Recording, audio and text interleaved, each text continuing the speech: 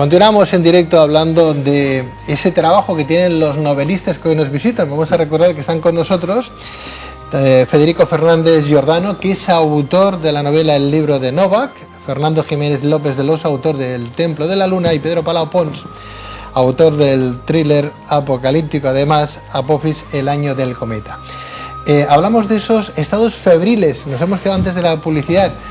Yo no sé, más de uno habrá pensado que se toma alguna que otra copa de más, a lo mejor nuestro autor, antes de entrar en ese proceso febril, o alguien porque se inhibe de lo que tiene que explicar, se desnuda un poco más porque no es consciente de lo que está escribiendo en aquel momento. Ese es el estado febril a lo que de alguna manera quiero entender. Bueno, Pedro, el que ha hablado de copas ha sido Fernando, ¿eh? Yo no he mencionado la palabra vino como animal de compañía del escritor, ¿no? Yo me refiero a que todo te sirve para inspirarte. Yo creo que ahí estaremos de acuerdo. Es decir, la inspiración te puede llegar cuando menos te lo esperas, o tomando, pero tienes que antes haber tomado notas, haber apuntado cosas. Siempre vienen ideas. Yo recuerdo que mientras hacía una novela me salieron ideas para otra que luego no aproveché y que sí reconvertí en escenas, ¿no? Pero hay algo que funciona mucho y es escribir es una forma de desnudarte, es una forma de dejar ir lo que tú eres, lo que tú crees, lo que tú piensas, en cierta manera, ahí está tu esencia, ¿no? Cuando hablamos de novela. Entonces, claro, eso da mucha vergüenza, lo comentaba antes Fernando, ¿no? Y esa vergüenza desaparece o se desinhibe en ciertos estados. O cuando estás muy a gusto, o cuando piensas, bueno, voy a escribir lo que me dé la gana y ya lo leerá alguien. O, por ejemplo, a veces vienen ideas que resultan inspiradoras cuando tienes estados febriles, que decía yo, ¿no? Yo, por circunstancias, más de una vez padezco fiebre de alta temperatura, por circunstancias, ¿no? Y no pasa nada, es algo normal y corriente. Y tengo la desgracia o la suerte de que pillo unos globos increíbles, sin tomar nada. Y esos globos a mí me sirven para vivenciar historias. Yo he escrito más de uno y más de dos y más de 3 reportajes interesantísimos porque es como si me reordenase la cabeza, ¿no? Es como si te apartases, no sé si os ha pasado o no, no con fiebre, pero a lo mejor sí, después de escuchar una buena música, después de ir a visitar no sé, un amigo, una amiga o ver un buen paisaje, que la mente parece que se ordene sola, ¿no? Entonces no es que yo necesite colocarme para escribir, que no sería el caso, pero sí aprovechar esos estados, ¿no?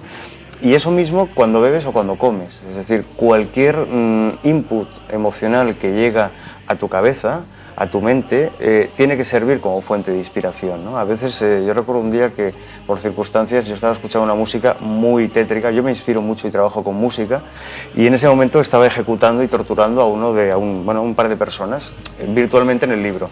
Estaba tan puesto en esa historia que recuerdo que Fernando me llamó porque habíamos quedado. Y claro, se asustó un poco de la forma en cómo le cogí el teléfono, porque yo en ese momento, yo no era yo, sino que era el personaje ejecutor y torturador, ¿no? Entonces, la música, lo que lees, lo que vivencias, tiene que hacer que te lo creas. Si tú te lo crees, el lector se lo creerá. Pues está claro que cuando leamos algún libro escrito por Pedro Palau Pons que hable de Inquisición, podremos ver a un Torquemada totalmente reflejado allí. Solamente habrá que ver en la foto de la portada o en la foto de la solapa del libro. Bueno, la cosa es darle veracidad, ¿no? O sea, para mí, a pesar de que a veces Claro, pero a veces la realidad es tan bestia. O sea, yo el otro día cuando pasó lo de Wikileaks y vimos esos reportajes de que nos explican cómo un señor coge un CD, lo copia y tiene ahí todos los datos de Estados Unidos. Claro, eso tú como novelista, yo no lo habría usado nunca, porque me habría parecido demasiado poco creíble. Y a veces lo creíble es muy sencillo, ¿no? Pero una novela es ciencia ficción. Es creíble en la medida que cada uno de los lectores puede llegarse a creer que aquello que hay escrito es una realidad. Sí, pero tú lo vives realmente antes y la palabra realmente en este caso tiene una connotación más profunda que la habitual, ¿no? Mira, sacaron un estudio de la Universidad de Carnegie Mellon hace un mes aproximadamente en el que demostraron que el cerebro tiene serias dificultades para diferenciar entre sucesos recordados y vividos y recordados o sucesos imaginados.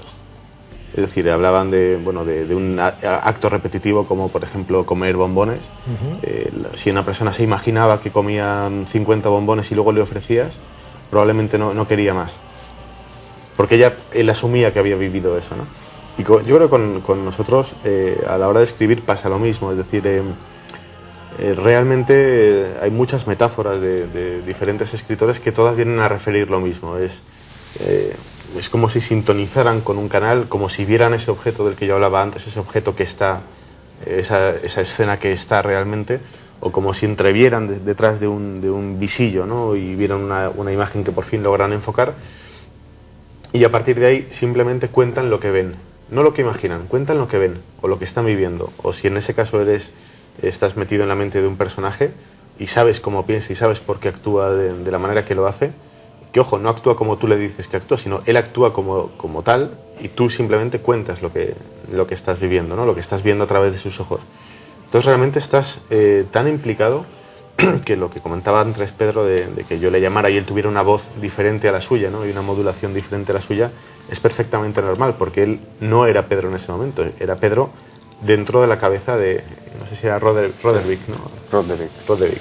Es curioso porque lo que estás diciendo, lo que estáis diciendo me ha venido a recordar a Esther o a Goleman cuando habla de la inteligencia emocional, ¿no? Que siempre nos han puesto esa inteligencia, siempre la han medido por parámetros de coeficiente intelectual y no tiene nada que ver. Cuando uno escribe, por ejemplo, novela, en vuestro caso, estás diciendo que de alguna manera la experiencia no es la que de alguna manera ilustra un contenido ni tampoco hace acrecentar la mente de los pensantes, ¿verdad? Sino simplemente cómo voy a trasladar aquel pensamiento o qué me dice aquel pensamiento, ¿no? Claro, es que es la mente de vamos a ver, somos depredadores, ¿no? Esto lo decía Pérez Reverte, que ha hablado del instinto cazador, ¿no? Cuando estás creando una novela y vas por un restaurante, ves una risa, un gesto, lo apuntas, te encaja con tal personaje y de repente le das una nueva dimensión. Entonces realmente es que estás formando todo eso en tu mente y lo estás viviendo. Claro, es que de hecho se trabaja con el caldo de cultivo con el que se trabaja, digamos, la materia prima es tan amplia, es infinita, es como es el alma humana. Entonces, por supuesto que todo el material que uno puede, si se pone a tirar, ¿no? Se puede extraer de ahí, es tan variado que es inconmensurable, ¿no? Pero a la vez es cierto la cuestión de que el escritor es como una esponja, ¿no? Entonces va por ahí absorbiendo todo y convirtiendo todo el mundo, toda la vida en historias posibles también, ¿no? De hecho, es erróneo pensar que el escritor solo trabaja cuando está escribiendo en su novela o en su artículo o en su relato. El escritor está siempre escribiendo en su cabeza y corrigiendo. No obstante, antes lo apuntabais y hacéis una gran diferenciación entre lo que es un ensayo y una novela, por ejemplo, a lo que es un trabajo de campo, un trabajo de investigación, un libro de ciencia, ¿no? Entre comillas, o no, lo de ciencia. Detrás de un ensayo, de una novela, siempre hay una parte del autor que ha quedado como escondida, que puede quedar velada y que se manifiesta o no. ¿O es todo al azar o es todo pura yo creo que ciencia ficción? Creo que la clave es que tanto el ensayo como la novela tiene un gran estudio detrás. La diferencia es que el ensayo no te puedes permitir más ciertas creatividad, exacto, una creatividad para que marque un estilo, pero te ajustas a una realidad, y en la novela puedes llegar a inventar, ¿no? Pero siempre tienes que tener detrás el estudio previo, a pesar de que estoy de acuerdo contigo, o sea, todo sirve para trabajar. Yo copio continuamente escenas, imágenes, ideas que voy viviendo en el día a día de experiencias, porque a lo mejor me pueden servir, ¿no? Y a veces no es que copio continuamente, es que a veces dices, mira, esta frase que ha dicho quedaría bien en este que hace de asesino o en este que hace de víctima, etcétera, ¿no? Pero lo que sí es importante en los dos casos es el estudio, es decir, no existe la novela si no hay un estudio detrás de situaciones, de lugares, de actitudes, y tampoco si no hay una experiencia detrás. O sea, en cierta forma tienes que vivir antes para Fernando, Pedro, Federico, la gente puede pensar, bueno, una novela, si está todo inventado, aunque se basen en cosas reales o históricas, eso lo puede hacer cualquiera en un momento determinado, ¿no? Eso no es así.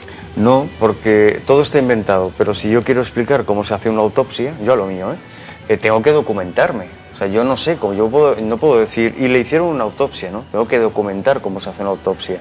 Yo lo que inventaré será el personaje, el por qué se la hacen, el qué ha provocado la muerte de ese señor, ¿no? O si tengo que vehiculizar a alguien, ponerle un coche, tengo que saber, claro, yo no sé si existe, no sé, la marca Biribim. O sea, yo no puedo decir, y su coche era un Biribim del 92. No, ahí sí que tiene que haber toda una documentación previa. De todas formas, hay escritores que se alejan de la norma, ¿no? Decían que Shakespeare precisamente era de los que menos respeto tenía por la veracidad. Pero es que hay dos elementos, dos palabras que se parecen pero no son lo mismo. Una es veracidad y otra es verosimilitud. Entonces, veracidad es que se ajusta a la realidad. Verosímil es que al lector le parece que eso es real, aunque tú a lo mejor te lo estás inventando. Claro. A lo mejor no te has documentado, no has estado nunca ahí, pero suena real. Y él lo da por real. Por ejemplo, me viene a la cabeza Un mundo feliz, ¿verdad? De Huxley. Sí. Todo inventado. Claro, todo inventado. Una pastilla pero es desgraciadamente verosímil. Claro, pero es verosímil porque pasa. sí hay un estudio. Hay un ejemplo que a mí me parece fascinante, ¿no? Y es Verne. Verne, el tío casi no se movía. Y todo el mundo se ha pensado que ha estado viajando por todas partes. No. ¿Qué hacía? Documentarse muchísimo y luego darle a esa faceta creativa, ¿no? O sea, la invención por la invención, si no hay un pozo, y yo creo que es imposible. Es decir, ¿Qué es más difícil? ¿Escribir una novela y sentarse a decir, voy a escribir una novela con 4 datos, entre comillas, lo de los 4, o hablar sobre un tema que hable sobre un personaje en concreto? Entiendo yo que es sobre el personaje, ¿no? Habrá más, incluso trabajo de campo. Yo creo que depende de cómo sea la novela, pero hacer una novela es muy complicado. Primero porque tienes que partir de una historia. Esa historia la tiene que vivir alguien. Ese alguien tienes que crearle todo un perfil físico, emocional, un ambiente, un lugar de trabajo, unos tics. Y luego hay algo que me imagino que nos ha pasado a todos, y es lo que tú creas que no usarás nunca, pero que lo tienes ahí. Cuando tú creas un personaje, a lo mejor le pones el detalle de que al personaje de turno, no sé, le gusta el café con leche con 3 sacarinas, y luego resulta que has estado demandándote los sesos pensando en cómo crear todo ese personaje, y al final en el libro no se toma ningún café, pero tú tenías ese dato, y eso a ti te sirve para configurar mucho mejor en cómo se va a mover ese personaje, qué va a hacer, ¿no? Y sobre todo para no meter la pata. Porque claro, si siempre toma el personaje café con leche con 2 gotitas de no sé qué, lo que no puede ser es que luego en un diálogo diga, no, es que yo solamente tomo cortados. Claro, esto ya depende un poco de por dónde vayan los tiros, ¿no? En el caso de la historia, ¿no? Si uno puede centrarse más en los personajes o en la recreación de un tipo de ambiente histórico o lo que sea, ¿no? Pero en realidad todo va unido en una historia novelada, digamos. Tanto los personajes como la ambientación histórica, como cualquier cosa que ocurra en la psicología, todo forma parte de un mismo ser al final, que es la novela, ¿no? Entonces, Federico, ¿cuál es la clave para que una novela, antes hablabas de la diferencia de veracidad o verosimilitud, ¿no? ¿Cuál es la diferencia, la clave? ¿Dónde está la clave para que una novela que es ciencia ficción aparezca o piense uno, el lector, que es real? ¿Dónde está? ¿Qué herramientas utilizas? Esto es difícil, claro, difícil de decir, ¿no? Pero es lo que hablábamos antes de la verosimilitud. Y de hecho uno nunca puede predecir lo que puede ser, en cierto, lo que va a ser más aceptable para los lectores o no, ¿no? Es decir, bueno, cuando Julio Verne escribió sus viajes a la Luna y sus viajes al centro de la Tierra, pues él no tenía una bola de cristal para predecir que en el futuro se iba a llegar a la Luna, ¿no? Pero le pareció, por algún motivo, siempre uno se basa también en depende hasta dónde quiera llegar su fabulación, digamos, uno debe basarse también en las probabilidades físicas también del entorno y ahí sumando su propia creatividad, ¿no? Es una cuestión muy relativa. Federico, por ejemplo, en tu último trabajo, el libro de Novak, que además premio literario, ¿verdad? Igual que el de Fernando también tiene otros que ahora hablaremos. En tu libro, Novak, ¿quién era Novak? ¿Cómo te inspiraste? ¿Quién fue? Si existió realmente, ¿quién era Novak? El libro de Novak. Novak en la novela es una especie de científico misterioso, ¿no? De hecho está inspirado, en eso, es un científico atormentado al que se le va la olla completamente, ¿no? Digamos que su propio genio, su propia mente maravillosa, digamos, le hace acabar por un camino oscuro, ¿no? Que es el de la enajenación, ¿no? Y está un poco inspirado pues, en este tipo de personajes. Y recuerdo que me inspiró mucho la figura de Friedrich Nietzsche para él y de los alquimistas de la Edad Media, ¿no? Todos estos genios atormentados que a causa de algún desliz mental, ¿no? Pues pueden incurrir en algún momento por caminos no tan claros, ¿no? ¿Y el libro de dónde lo sacaste? ¿Su libro? El libro de la novela. Esto venía de un relato que había escrito previamente. A mí me obsesionaba la idea de equiparar la novela es lo que estamos hablando hoy aquí, la creación literaria con la vida misma, ¿no? Es lo que hablábamos antes, de que al fin y al cabo cuando uno entra en la creación se da cuenta de que es inútil tratar de imitar a la vida. La literatura no tiene que imitar a la vida, porque ya es la vida. Entonces esa simbiosis es lo que yo quería estudiar. Claro, La metarealidad, ¿no? Las mejores novelas, los mejores trabajos son los que de alguna manera, incluso en momentos de crisis, se acercan mucho al lector y el lector se siente como o evadido en aquel momento o bien muy reconocido en ese ensayo. Por ejemplo, en El Templo de la Luna, Fernando, ¿te inspiras en temas reales, científicos? Bueno, el tema de la Luna incorporaba muchos elementos y entre ellos está los vinculados con el oficio del protagonista, ¿no? De Julián Curto, que trabaja en una agencia que se encarga de abrir brecha para expediciones arqueológicas en entornos complicados. Entonces, claro, con ese ambiente de trabajo uno se consigue acercar mucho o vivir de primera mano lo que pueden ser todos los descubrimientos arqueológicos o incluso ver esos avances que se producen en esos temas de enigmas históricos, enigmas arqueológicos que se desarrollan luego en la novela, ¿no? Aquí en este caso, digamos que aparte de mi veracidad, a referir las aventuras reales de Julián, nombre ficticio de un personaje auténtico, o no, quién sabe, lo que ocurre con esto es que me permite también divagar sobre los aspectos más interesantes de esos enigmas arqueológicos. Quiero decir, en un ensayo tienes que justificar permanentemente lo que estás contando porque se supone que con estos enigmas, o bien de arqueología o bien de criptozoología, por ejemplo, vas en contra de lo establecido, con lo cual tienes que aportar muchísima documentación para demostrar que eso es cierto. En ocasiones esa documentación, ese trabajo no existe porque no se ha avanzado lo suficiente en el estudio de una pieza o simplemente el puzzle está incompleto y esa pieza parece aislada y es difícil relacionarla. Pero con la novela uno puede saltarse ese paso previo de la demostración y dejarse seducir, dejarse llevar y explorar esos caminos de qué pasaría si esto fuera de esta manera. No te basas en estudios, en opiniones, en teorías, en indicios y uno explora y se deja llevar por esa vía. Está claro que nuestros invitados son conscientes del trabajo literario que viene ofreciendo a todos sus lectores, así como que según lo que escriban o expliquen en un ensayo, en una novela, puede significar mucho y un dispendio de muchas cosas para las personas que lo estén leyendo. No sé, él habla de un ensayo que tiene que estar basado en hechos reales y que no se puede inventar uno. Conocemos de autores que se han inventado libros. Uno que otro hay, ¿no? Sí, es lo que hablábamos antes del pensador o escritor que nunca sale de su casa y escribe un relato de viajes increíble, ¿no? Y lo malo es cuando lo barniza de ensayo, claro, y lo hace pasar por cierto, ¿no? Pues claro, la novela se permite, pero en ensayo... El problema es que en base a estos trabajos, estas novelas, estos ensayos, a veces no muy bien argumentados, otros periodistas, gente que tienen que rellenar páginas y páginas en una revista Allende de los Mares, cogen aquel libro como una realidad y empiezan a hablar sobre aquel libro como si aquel libro fuera la Biblia, con toda la certeza del mundo, y entonces empieza un poco a cambiar el rumbo de lo que Diego, apoyándose en una cosa que no tiene ninguna realidad. Yo me estoy acordando ahí, perdona, de Juan José Benítez, que con Caballo de Troya, Juanjo era reconocido como un escritor muy veraz, un periodista muy veraz en su época, y publicó esa fantástica novela, la de Caballo de Troya, en la que refería con una verosimilitud muy alta, pues como un excomandante de la NASA le filtraba la documentación de un viaje en el tiempo en el que compartió y con el que exploró la vida de Jesús, ¿no?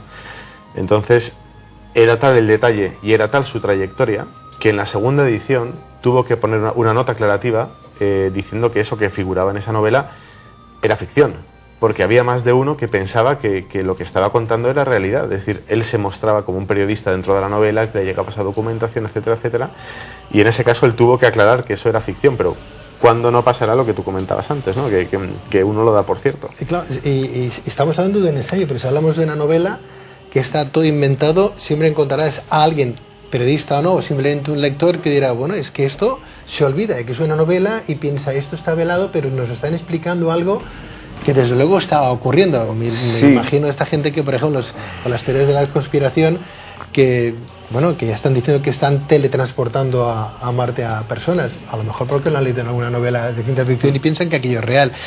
Apophis, Pedro Palafox, bueno, es real. Tu libro, Apophis es real. El año del cometa, es real. Claro, lo que pasa es que, fíjate, Pedro, yo en una... O sea, la palabra novela, el concepto novela, ya le dice al lector que aquello puede ser una trola como un piano, por mucho que el autor diga que no. Es decir, yo en una novela tengo la libertad de decir lo que me dé la gana.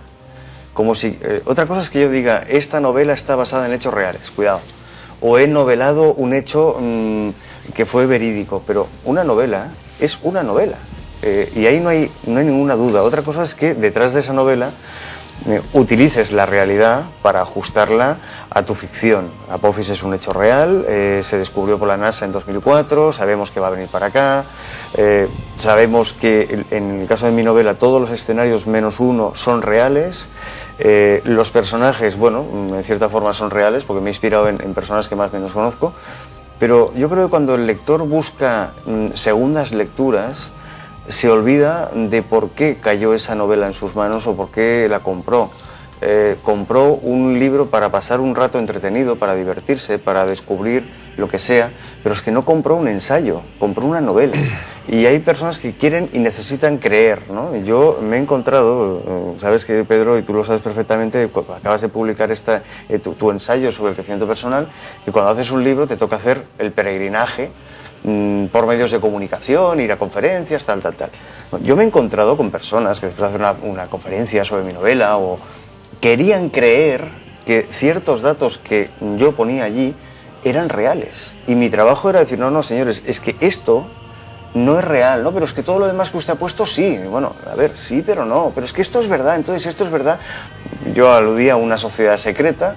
Y bueno, yo me he encontrado con la señora asustada y diciendo, bueno, ¿y si esta gente existe de verdad, qué vamos a hacer? No, y la señora o el señor que te puede decir, bueno, usted a lo mejor no lo quiere decir porque lo tiene prohibido, tiene usted miedo de que le hagan algo, pero usted está como... Claro, está contando secretos... Contando un secreto así, soterradamente, pues para que nos podamos enterar. Es como las películas que nos vienen a ofrecer del fin de los tiempos, Es ¿no? que en una novela, digamos que vale todo, ¿no? Claro. Es un poco eso. En un ensayo iba a decir antes que es mucho más difícil, creo, publicar un ensayo que se quiera pasar por algo real cuando no lo es, porque en un ensayo, digamos, en una novela también, pero en un libro tienes que desarrollar demasiado un tema concreto como para no acabar pinchando si estás hablando sobre algo que no existe. Es decir, un ensayo ficticio realmente me costaría bastante pensar en alguno. No así en la novela, ¿no? La novela es puramente, claro, un No, pero carnaval. el ensayo, por ejemplo, puede ser basado en hechos reales, pero en vez de ser 1920 pone 1970, en vez de llamarse fulanito tal de un nombre... Pero eso ya sería un error biográfico. Sí, o un hecho novelado, ¿no? De todas formas, bueno, estamos metiendo muchos elementos, metíamos el elemento del lector antes, algo que a mí me gustaría recalcar. En este caso hay varias metáforas muy bonitas, pero una de ellas dice que la novela empieza en mi mente, pero termina en la tuya.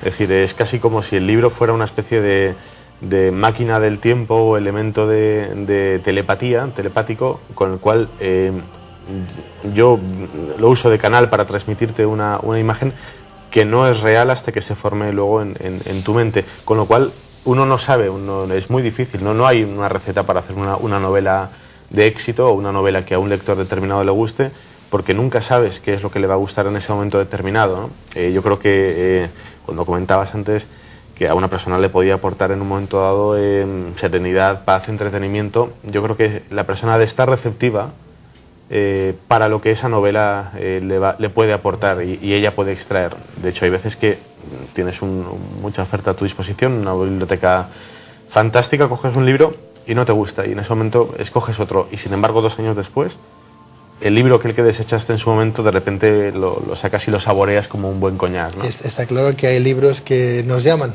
cada autor tiene sus lectores y cada lector tiene un libro apropiado por aquello de la sincronicidad que diría yo en un momento determinado. Bueno, yo quiero agradecer a nuestros invitados, a estos personajes importantes que tenemos de la novela, del ensayo, del trabajo literario en España, como es a Federico Fernández Jordano, autor de la novela El libro de Novak, su última novela. Federico, mil gracias, a seguir creciendo, felicidades por tu trabajo. A ti, gracias. Y vuelve cuando gustes, cuando te dejen. A ver. Vais muy apretados de tiempo. A Fernando Jiménez López de Losa, autor de El templo de la luna, entre otros. Fernando, muchas gracias. Ha sido un placer, como siempre. Igualmente, a seguir triunfando, Fernando, que venís haciendo francamente bien. Gracias. Muchas gracias a ti. Gracias a ti, Pedro Palapons. Gracias, ¿qué te voy a decir a ti también? Más de 100 libros publicados, ya está dicho todo. Ahí hay un poquito de todo, desde novela, sí, ensayo... hay un poquito de todo, pero yo, si me permites, Pedro, lo que sí quise decir es que en Apophis absolutamente todo es mentira, ¿o no? ¿O no? Quien entienda a un autor, que lo compre de verdad. Hay gente que tiene colecciones de los propios autores. Yo sé de gente de nuestros invitados que tienen todos los libros de Fernando, de Federico o de Pedro, pero no los complementan. Es curioso, ¿no? Bueno, algunos sí, son diferentes otros no. estilos. O no. ¿O no? O no. Pedro Palopos, muchísimas gracias. Gracias. Continuamos en Tierra de Sueños, no se me vayan.